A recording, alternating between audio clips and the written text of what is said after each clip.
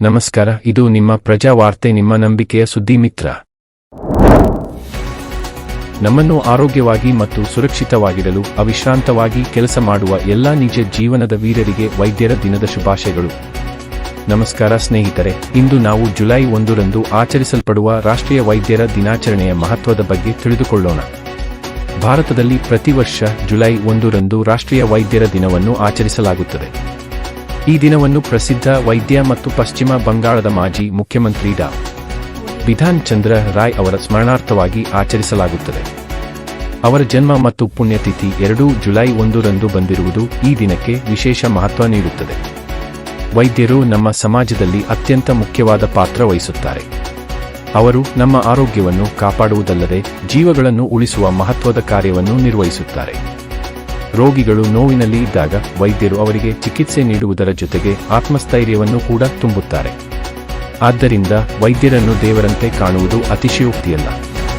ಹಿಂದಿನ ಕಾಲದಲ್ಲಿ ವೈದ್ಯರ ಪಾತ್ರ ಚಿಕಿತ್ಸೆಗಷ್ಟೇ ಸೀಮಿತವಾಗಿಲ್ಲ. ಅವರು ಆರೋಗ್ಯದ ಬಗ್ಗೆ ಜಾಗೃತಿ ಮೂಡಿಸುವುದಲ್ಲದೆ ಉತ್ತಮ ಜೀವನ ಶೈಲಿಯನ್ನು ಅನುಸರಿಸಲು ಜನರನ್ನು ಪ್ರೇರೇಪಿಸುತ್ತಾರೆ. ಹೊಸ ತಂತ್ರಜ್ಞಾನಗಳು ಮತ್ತು ವೈದ್ಯಕೀಯ ಪ್ರಗತಿಯಿಂದ ಚಿಕಿತ್ಸೆ ಹೆಚ್ಚು ಪರಿಣಾಮಕಾರಿ ಮತ್ತು ಸುಲಭವಾಗಿದೆ.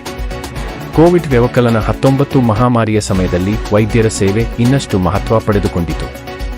ಅವರು ತಮ್ಮ ಜೀವದ ಹಂಗನ್ನು ಲೆಕ್ಕಿಸದೆ ದಿನರಾತ್ರಿ ದುಡಿದು ಅನೇಕ ಜೀವಗಳನ್ನು ಉಳಿಸಿದರು.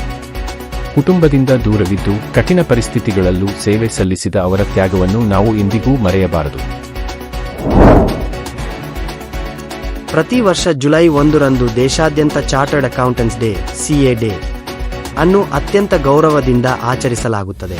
1949ರಲ್ಲಿ institute of chartered accountants of India (ICAI) ಸ್ಥಾಪನೆಯಾದ ದಿನವನ್ನು ಈ ದಿನವಾಗಿ ಗುರುತಿಸಲಾಗಿದೆ. 2026ರಲ್ಲಿ ICAI ತನ್ನ 77ನೇ ವರ್ಷದ ಸಂಭ್ರಮವನ್ನು ಆಚರಿಸುತ್ತಿದೆ. ಈ ದಿನದಂದು ದೇಶದ ವಿವಿಧ ನಗರಗಳಲ್ಲಿ ಸಿಯಾ ವೃತ್ತಿಪರರು, ವಿದ್ಯಾರ್ಥಿಗಳು ಮತ್ತು ಸಂಸ್ಥೆಗಳು ವಿಶೇಷ ಕಾರ್ಯಕ್ರಮಗಳನ್ನು ಆಯೋಜಿಸುತ್ತಾರೆ. ಸೆಮಿನಾರ್ಗಳು, ಕಾರ್ಯಾಗಾರಗಳು, ಸನ್ಮಾನ ಕಾರ್ಯಕ್ರಮಗಳು ಮತ್ತು ಸಮಾಜಮುಖಿ ಚಟುವಟಿಕೆಗಳ ಮೂಲಕ ಸಿಯಾಗಳ ಕೊಡುಗೆಗಳನ್ನು ಗುರುತಿಸಲಾಗುತ್ತದೆ. ಬೆಂಗಳೂರು ನಗರದಲ್ಲಿ ಮತ್ತೆ ಭಾಷಾ ವಿವಾದ ಭುಗಿಲೆದ್ದಿದೆ. ಬೇಲ್ ಸರ್ಕಲ್ ಬಳಿ ಹಿಂದಿ ಭಾಷೆಯ ಫಲಕವನ್ನು ಕನ್ನಡ ಪರ ಸಂಘಟನೆ ಕಾರ್ಯಕರ್ತರು ಧ್ವಂಸ ಮಾಡಿದ ಘಟನೆ ಇತ್ತೀಚೆಗೆ ನಡೆದಿದೆ. ಈ ಘಟನೆ ಜುಲೈ 1, 2026ರಂದು ನಡೆದಿದ್ದು, ಹಿಂದಿ ಹೇರಿಕೆಗೆ ವಿರೋಧವಾಗಿ ಪ್ರತಿಭಟನೆ ನಡೆಸಲಾಗಿದೆ.